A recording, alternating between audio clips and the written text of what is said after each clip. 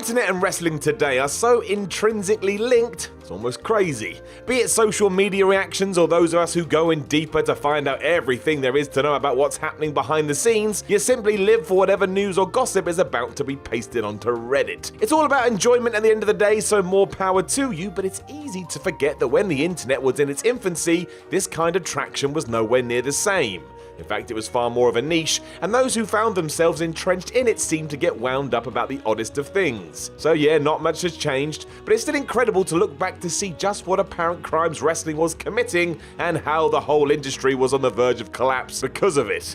As I'm sure you can figure out, most of these are vastly exaggerated. I'm Simon from What Culture, and this is 10 early internet wrestling outrages. Number 10, Stone Cold's beer. Far from being untouchable, Stone Cold Steve Austin was well in the sights of the internet wrestling community back in the day, even when it came to his choice of beverage. The Rattlesnake's favorite tipple is a Sierra Nevada Torpedo IPA, but at 7.2% ABV, it didn't make sense for him to bring that to the ring and chug it down. He was not only at work, but had to wrestle, don't forget, so ensuring he wasn't sauced to the gills was important. Surely it was alright for him to be the beer-swilling anti-hero visually, especially as it was made more than clear that it was indeed one of Austin's hobbies away from the squared circle. A compromise was fine, although apparently it wasn't. In what has to be one of the most pedantry moves by fans for quite some time, folks were livid that Stone Cold was actually drinking light beer during the end of his match celebrations, because that made him a phony. All of this is easily viewable thanks to the Wayback Machine too, by the way,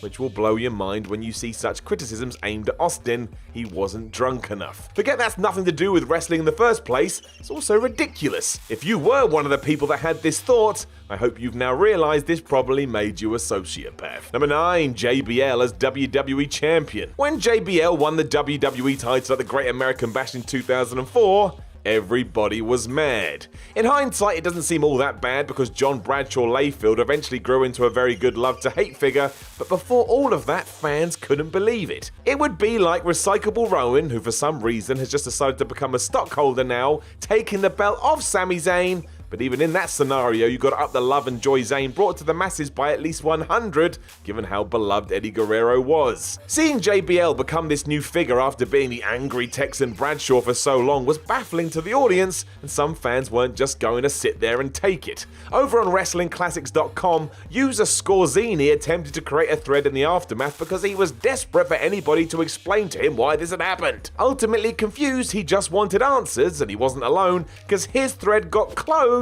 as two other posters cited two separate threads in which the same subject had arisen. We just accept it today, but 15 years ago this was not the case. I can only imagine what Twitter would have been like if it happened now. Would melt down and die. Number 8, the WWE Name Change. The WWE name is awkward, that is fair. Calling someone World Wrestling Entertainment Champion is a mouthful, and the third word doesn't actually pertain to anything that could resemble a group, so it's pretty nonsensical. It still has to be taken in the context of the time though, which clearly never got through to the Smart Marks forum, and specifically user @guestaker_IR. Beside themselves because of the news, guests wrote that, now that the WWF isn't a federation, we can't even refer to it as the World Wrestling Entertainment. Doesn't make any sense. We'll probably call it the WWE anyway. They were right to a point. A lot of those on TV do throw the in front of WWE, but the sheer outrage about this happening was unmatched. The thread was even titled, "It's Really Happening," and most comments came across as everyone thought the universe was about to explode.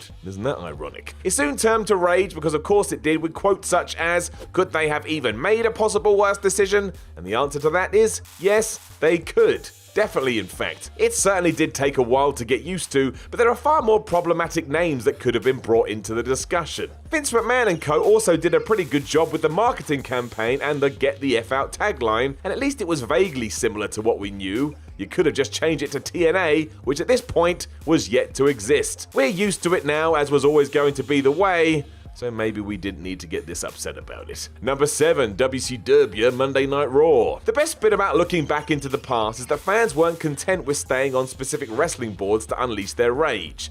They would even head to Star Wars ones that had subthreads which allowed them to rant. That is some dedication. On one, a user named Darth Pipes foretold of a prophecy on July 10th, 2001 when he said, "I hear WCW is getting the Raw time slot. I hope this isn't going to happen. It will literally kill kill the WWF. The highlight is obviously the notion that the company who had just bought their competition and created a monopoly in their business was somehow going to die because of it, but it was on money in terms of the reaction. When people realized this could be the plan, and it was in Vince McMahon's brain, there was an outrage. For years we'd all been told World Championship Wrestling was the enemy, and now they were going to infiltrate Monday nights. Thankfully, Buff Bagwell and Booker T ensured that didn't happen when they had a match so bad on Raw, the whole thing was canned. Bagwell is still quite annoyed about it. Number 6, who WWE should push. Happening on the Freakin' Awesome network, courtesy of user Heyman, all he wanted to see in the WWE back in 2006 was a big push for Viscera. Writing, "I don't care. I just wish WWE did something out of the ordinary instead of the same predictable BS that we've been getting for the past few years. Viscera's been there long enough. Have him chase the gold or something." He even titled this, "Give Viscera a Push." Amazingly, everybody agreed with him too, with a fellow member throwing in that they towed down the world's largest lover gimmick because it was getting too over and taking away attention from the main eventers. And doesn't that sound familiar? What's odd is that McMahon did actually push Mabel, Big Daddy V and Viscera quite hard, but it just never worked out. That's the internet for you. Number 5, the Triple H theory. This one is excellent. Happening back on the Smart Marks forum, user the game 2705 came up with a conspiracy theory so grand, it's a shame we're not talking about it more today. For you see, he summarized that when Raw wasn't exactly at its peak in 2003 when Triple H was on top, it was all a ruse by Hunter to make the show as possible. That way, when the likes of Stone Cold Steve Austin, The Rock and Vince McMahon returned, it would feel even better than it would have done anyway. It did spark a big debate, and when I say debate, I mean a bunch of people yelling at each other about the ups and downs of the current product. This conversation was also happening mere weeks away from the WrestleMania 19 match where Triple H took on Booker T, and the ending to that plus the total bill doesn't help this idea at all. Unless of course said idea was to utterly run Raw into the ground. To this day, it's hard to watch with all the horrible undertones. It's also amazing when you think about what the public perception of the game is today. Can't write this stuff, I tell ya. Where the hell are we going to be in 2035? Number 4, the WCW Alliance. User Powerful Jedi actually chose quite a suitable name given what he was able to predict 18 years ago. It was almost like he had his own Jedi powers as he opened up to Force.net. While the wrestling fan base went crazy as Shane McMahon and Stephanie McMahon officially revealed the WCW Alliance on the July 9th, 2001 Raw, Powerful Jedi disagreed entirely as they said, "You guys are all looking at the good short term. In the long term, this will ruin wrestling. After this invasion angle, the WWE will screw crap out of every orifice. Why, you might ask? It has no competition, and we can't do a thing about it." Huh.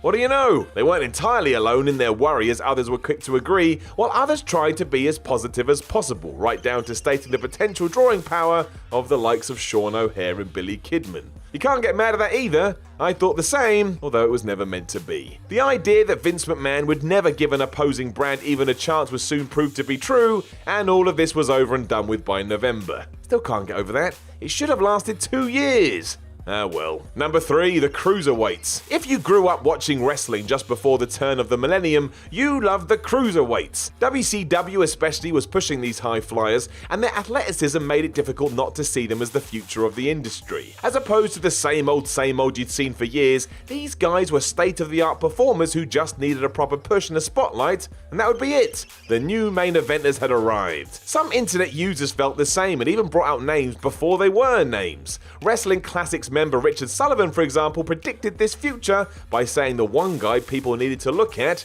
was Jamie Howard. Jamie Howard would eventually become Jamie Noble, and while he didn't quite change the industry, he was part of the evolution to where we are now. Sinister Player disagreed when he replied, "You mean the guy who jobbed to Kid Romeo on last week's WCW Saturday Night? Lol." But hey, goes to show, you never know. It never really happened in the way many thought back then, but you gotta give it to them today. In the very beginnings, started here. Number 2, Bret Hart or Shawn Michaels. That's right, you can only pick one, and if you dare say both, you'll be killed. After all, Vince McMahon had to do it, and if he does, so do you. In many ways, this was the early stages of online pro wrestling fandom, where everybody would yell loudly trying to convince someone else they were right. The more things change, the more they stay the same. Given it was already a heated environment, just imagine how bad it got after the Survivor Series in 1997 and Bret Hart's controversial exit from the WWE. Most threatened to give up on the company for good, and they did not, and instead hung around to try and get Viscera the title. Number 1, everything sucks. There's this feeling that some wrestling fans are just a bunch of moaning minis, and you're right, they are. In fact, yelling at Raw and SmackDown is all they want to do, and more power to them. Whatever gets you through the day. Don't think this is anything new, however, as it's been going since a platform was available to do so. Over on WrestlingClassics.com's message board, JC made his feelings very clear when he admitted he had to voice his opinion, which was simply that in the year 2000, wrestling was crap. That is the problem though, because some fans are too cool for school and thought WWE's edgy product was a waste of time. They'd rather see the return of the likes of Lou Thesz and Stu Hart, and that is simply brilliant. If you really want to dive into this as well, you can find someone upset with any aspect of WWE. The Rock is overrated, Austin's been on a downward trend since 1999, D'Lo Brown deserves a bigger push, and why isn't Rikishi going over Triple H? Preposterous, right? But again, that's the internet for you, and it's never gonna change.